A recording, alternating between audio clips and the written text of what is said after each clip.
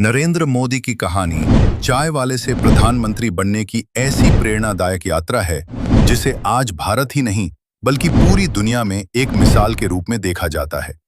ये कहानी सिर्फ एक व्यक्ति की सफलता नहीं है, बल्कि ये मेहनत, संघर्ष, आत्मविश्वास और देशभक्ति की ताकत को भी दर्शाती है।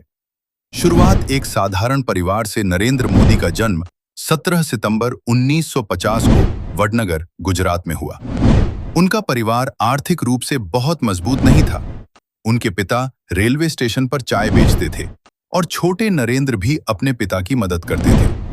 बचपन में चाय बेचना उनके जीवन का एक हिस्सा था, लेकिन उनके सपने इससे कहीं बड़े थे।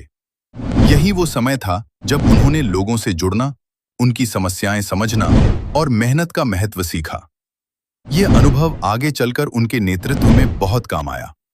बचपन से ही अलग सोच। नरेंद्र मोदी बचपन से ही सामान्य बच्चों से अलग सोच रखते थे। उन्हें पढ़ाई के साथ साथ नाटक, भाषण और सामाजिक कार्यों में भी रुचि थी।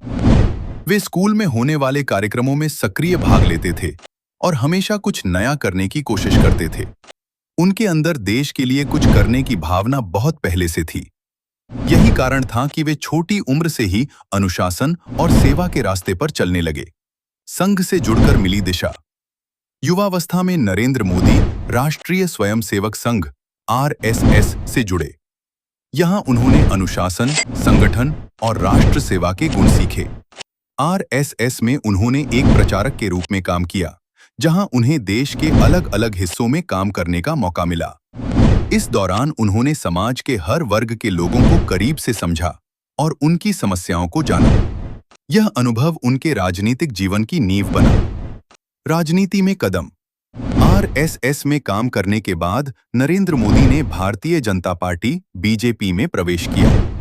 शुरुआत में उन्होंने संगठन के लिए छोटे-छोटे काम किए, लेकिन उनकी मेहनत और लगन ने जल्द ही उन्हें एक महत्वपूर्ण नेता बना दिया।